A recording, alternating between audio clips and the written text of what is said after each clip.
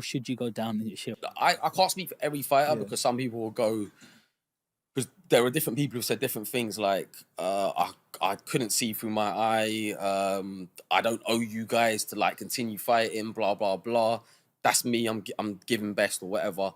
Some people will look like it like it's the end of the world. Some people, personally, when I was trying to win a world title, I would rather have not been able to see again and win the world title to be able to tell myself I was a world champion, if that makes sense. Well, it doesn't. It does to me, 100%. But then you could say it's like a different thing where certain things have happened in the past where people have tried to force people to convert religions or they're going to kill them, and they like outright, I'm not converting. So look, here's a scenario. I see Ronnie Coleman, he doesn't he doesn't look good at the moment. Hip operations, he's crawling on the Jay floor. Cutler looks great though, but if you look, and Phil Heath and all these guys look amazing, but you look at Ronnie, he's on the floor. That's like a 7-time or 8-time Mr. Olympia. Yeah, but what good is that Legacy. now? But what good is that now though?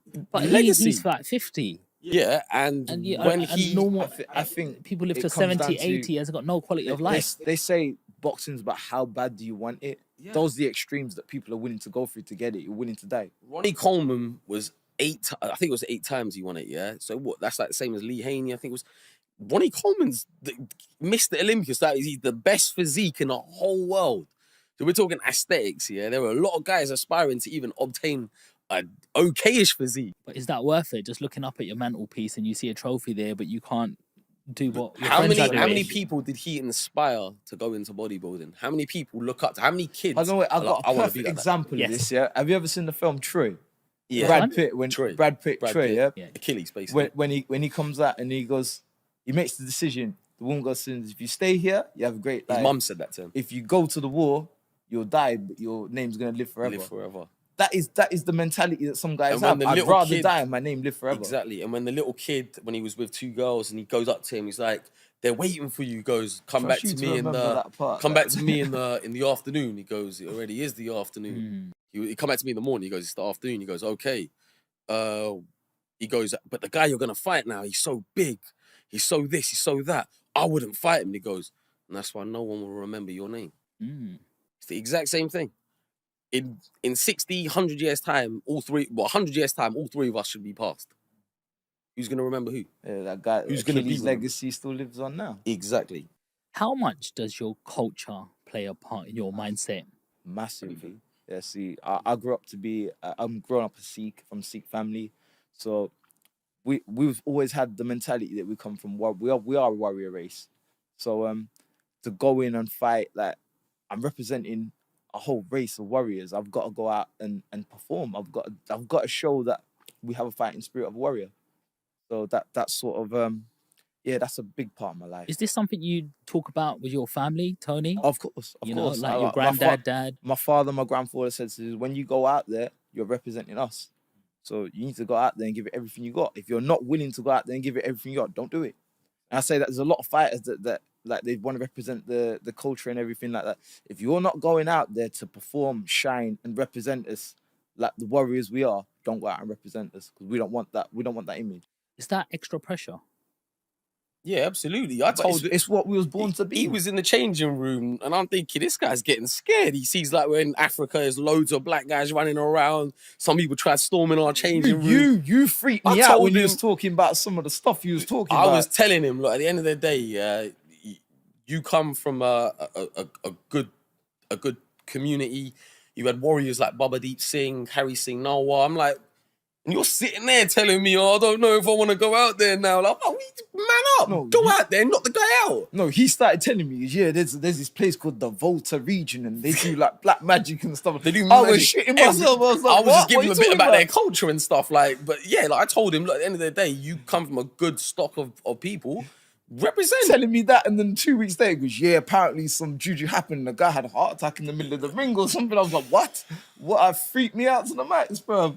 This guy's crazy. Where you got me a fight, man? Basically, he comes from good stock. He needs to remember that when he's in battle.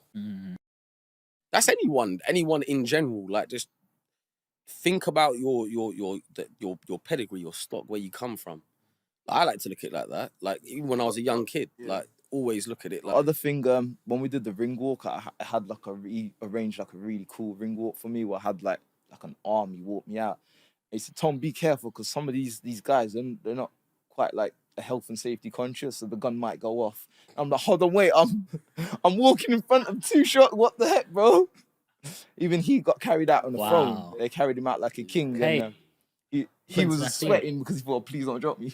Please don't drop me, man. Well, you said like Prince Nassim. I like to look at it as it's my own thing. Like I'm like the modern day Maharaja. Like obviously I feel like I'm royalty personally. Like when I've got my hair, well, normally when it's freshly brushed down, I've got my beard oiled, I feel like a lion. Like when I got my crown on my head, I feel like a lion. I feel like I'm above people. I'm gonna be honest with you. I was saying this the other day, brothers. The blood that runs through my veins, I know where it comes from, yeah, and I know what it's capable of doing. There's a reason why I'm the only Indian to ever grace this planet to win a Commonwealth and a world title. And there still hasn't been an Indian to even win a Commonwealth title. Prince, where does your confidence come from? I look in the mirror. When I look in the mirror, like, I don't see myself as an average looking guy. I see myself as like the pinnacle, like the top tier of like what a man can be. I'm athletic, I'm brown, I'm Indian. I look incredibly good. The cheekbones, the jawline, sculpted by Michelangelo himself, the straight white teeth, the girthy lips, the thick, dark Indian locks, 100% Indian Remy hair. Like, not many people, and even women themselves, can have hair this good. Like, so when we're dealing with these sorts of stuff, this is what I come from. I look at myself, I know I would never have a girl ever message me pictures of other men saying, I want to get with another guy. Never.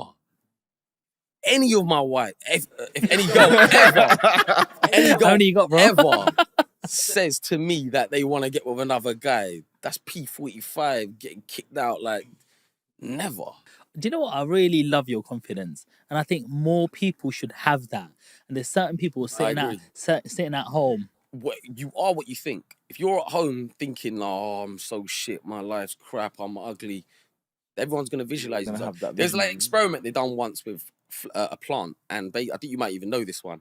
There was one plant where every time they would water it, they'll say, "You're the best plant in the world. You're this, you're that." The other one, they were like, "Oh, you're so shit. You're so ugly. You're so this." The one that was given the positive, like, energy grew better than the other one. Both had the same water, same soil, same light. The only thing was energy. So I've still got people, all the haters out there, the can't dick hangers who just love him and idolize him as if he's like a god to them, who love him, even though they shouldn't be idolizing a man. They're all like negative to me, but I'm so destined for success that it doesn't even matter. You could say all the negative stuff. You could do all the juju, the black magic. It don't even matter because it's destined. Prince, I've seen some good-looking guys out there, and then you see me, and you're like, damn! I've seen some good-looking girls out there as well, but you know, they're in a group of friends. They're always the quiet one. They're afraid to have any sort of attention in case they say the wrong thing.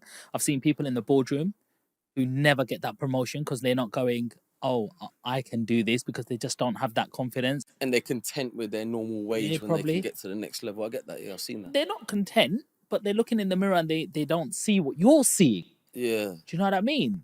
One person could say you're ugly. Another person could say you're the best. No. But a next person. Nobody ever said no, heterosexual girl calling me ugly. Listen, and there's some woman could say they could be EDL, they could be BMP, reform, whatever. Yeah, okay. They see me, they'll be like, I want that Indian tonight. I fancy that Indian tonight. But, you know, there's another version who could say you're the best thing that they've ever seen. Yeah, it's true. But no matter what it is, you always believe I'm the best. Yeah, absolutely. And, you know, you're always going to, if you've got a 50-50 chance, you're always going to get that chance because you're there front, believing in yourself. What I'm trying to really get down into, where does that come from? What happens when you have that bad day? It's a good question, actually. What bitches ain't getting brown? They're not getting brown that day, are they? What, like, for example, if I had a bad spar or whatever and someone gets the better of me? Whatever that bad thing is in your day. I've only ever lost one fight. Yeah, in the last, as a pro, that is, yeah. So that's like 10 years, I've only lost one fight. It was painful. It was very painful. But I used it as like a positive. I know it sounds crazy, but like it's like I worked so hard to get to it. I fought for a world title, lost on points in Saudi Arabia on an Amir Khan undercard. Oh, So that's why we've crossed paths before. So any of the guys here want to say he don't know who you are, Yeah, he you knows very who I know very am. well, There's yeah. pictures of us together and all but that that sort must of be a stuff. big stage. Yeah, big stage. It was on TV.